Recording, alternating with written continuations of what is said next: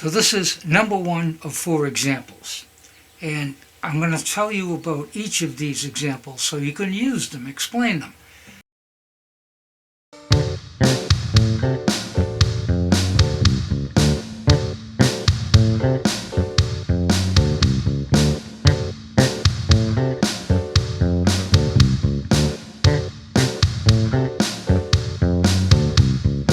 So in this example, I did something a little different, but then again, I kept a couple of things the same as the first example.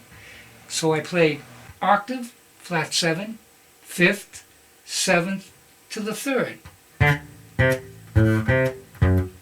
And those were all diatonic notes, chord tones as a matter of fact.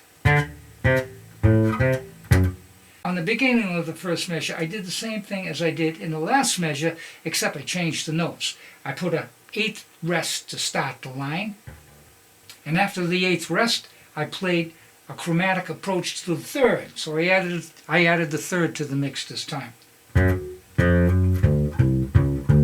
I also used a chromatic approach down an octave, going from the 7th to the root, as opposed to the first example was root to the 7th. And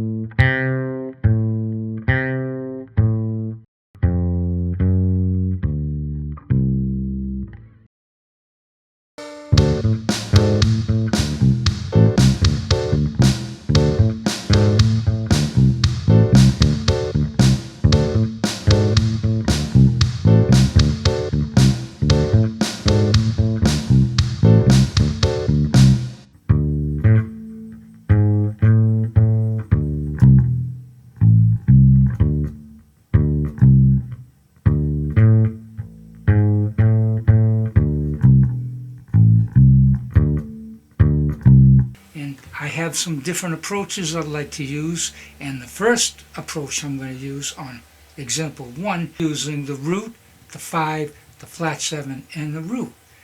And as you can see, it's a D7th chord, but it is really not a D7th chord because there is no 3rd there, and in order to tell what the quality of the chord is, you have to have a 3rd. So this example, since it doesn't have a 3rd, you can use this with a dominant 7th chord or a minor 7th chord. No 3rd, and each of those has a root, a 5th, and a 7th. And now what I'm going to do, to make it bluesy, I'm going to add approach notes to the 5th and the root. And you know, being a bass player, you can get away with something like this because you're not expected to be able to play the whole chord. You can't play chords, but you can play arpeggios or part of arpeggios. So what you play is something that'll work underneath the chords, because it could very easily sound very dissonant in like a wrong note because you don't have that 3rd in there. Right now, I'd like to start out with a variation on example 1. Sounds like this.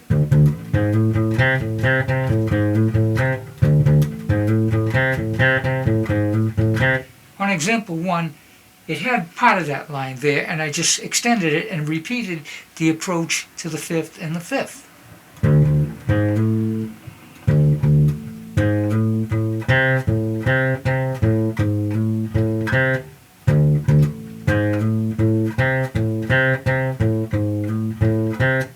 Now I want to play a little variation on number 2. It goes a little like this.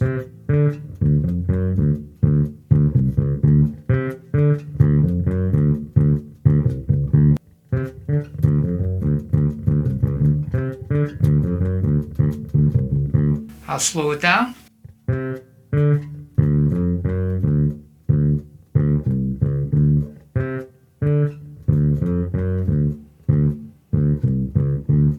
Very similar to number 2, except I changed the order of the 2 notes, the octave and the flat 7, and then I played the the approach to the third and the double chromatic approach. Pretty much the same, but with a small variation.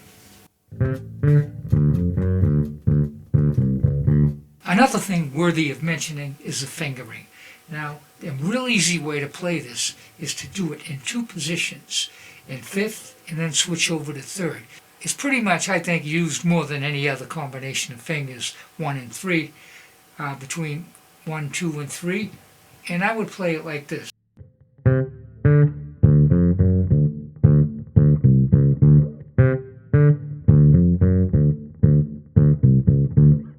So it's real easy.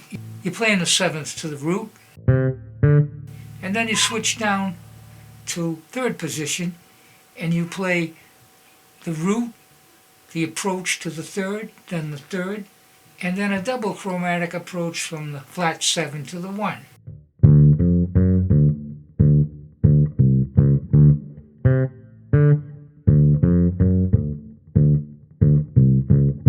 Very easy to finger, which means you can play it fast.